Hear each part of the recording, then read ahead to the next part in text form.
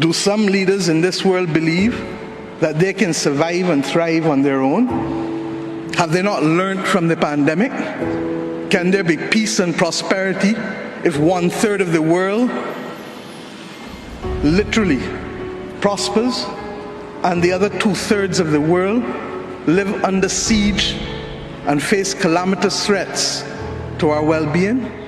And how many more pictures of people must we see on these screens without being able to move? Or are we so blinded and hardened that we can no longer appreciate the cries of humanity?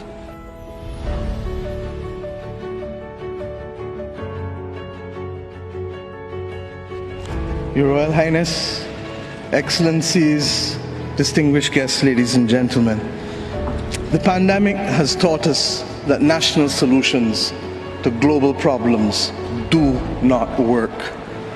We come to Glasgow with global ambition to save our people and to save our planet, but we now find three gaps. On mitigation, climate pledges or NDCs. Without more, we will leave the world on a pathway to 2.7 degrees, and with more, we are still likely to get to 2 degrees. These commitments made by some are based on technologies yet to be developed, and this is at best reckless and at worst dangerous.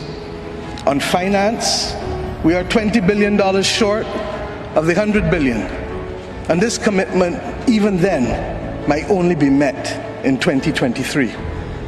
On adaptation, adaptation finance remains only at 25%, not the 50-50 split that was promised nor needed given the warming that is already taking place on this earth. Climate finance to frontline small island developing states declined by 25% in 2019. Failure to provide the critical finance and that of loss and damage is measured, my friends, in lives and livelihoods in our communities. This is immoral and it is unjust.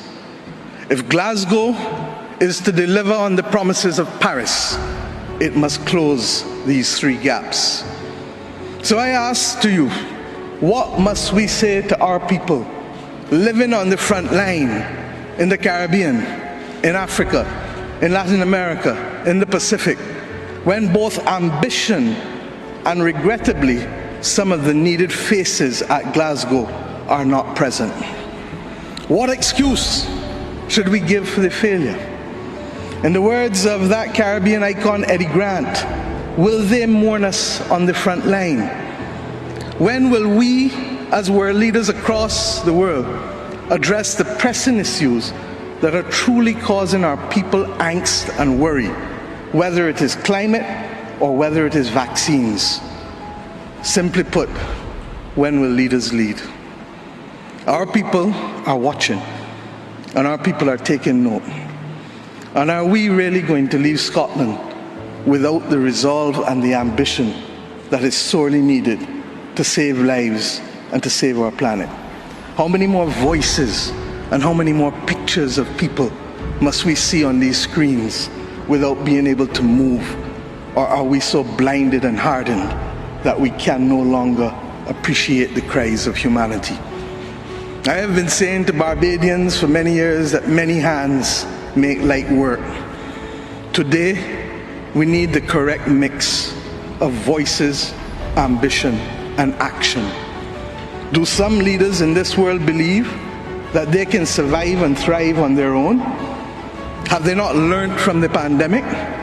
Can there be peace and prosperity if 1/3 of the world literally prospers and the other 2/3 of the world live under siege and face calamitous threats to our well-being?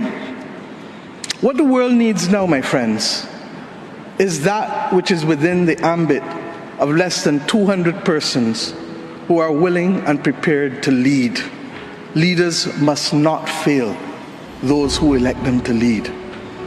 And I say to you, there is a sword that can cut down this Gordian knot, and it has been wielded before. The central banks of the wealthiest countries engaged in $25 trillion of quantitative easing in the last 13 years. 25 trillion. Of that, 9 trillion was in the last 18 months to fight the pandemic.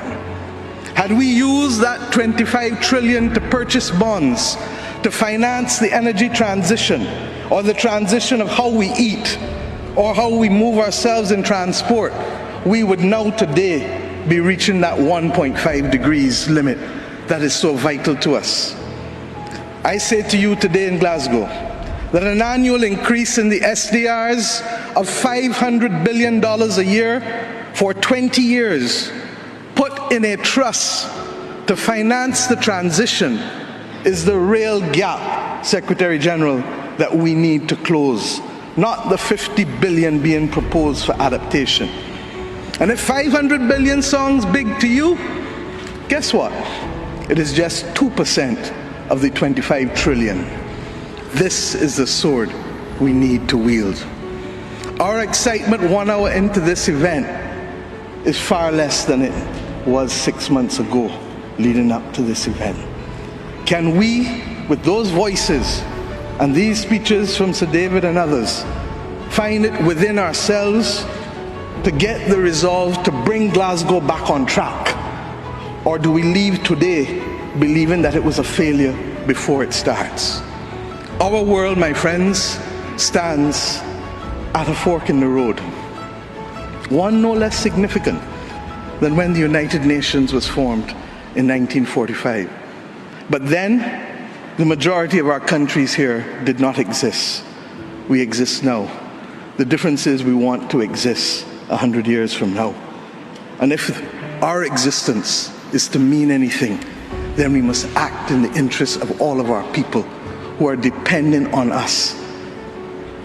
And if we don't, we will allow the path of greed and selfishness to sow the seeds of our common destruction.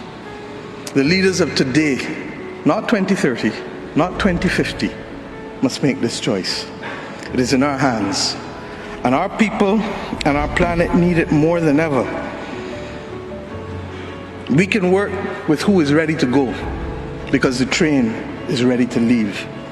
And those who are not yet ready, we need to continue to ring circle and to remind them that their people, not our people, but their citizens, need them to get on board as soon as possible.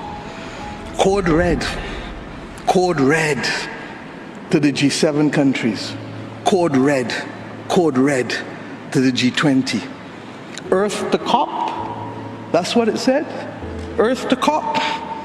For those who have eyes to see, for those who have ears to listen, and for those who have a heart to feel, 1.5 is what we need to survive. 2 degrees, yes, SG, is a death sentence for the people of Antigua and Barbuda, for the people of the Maldives, for the people of Dominica and Fiji, for the people of Kenya and Mozambique, and yes, for the people of Samoa and Barbados. We do not want that dreaded death sentence. And we've come here today to say, try harder, because our people, the climate army, the world, the planet, needs our actions now, not next year, not in the next decade. Thank you.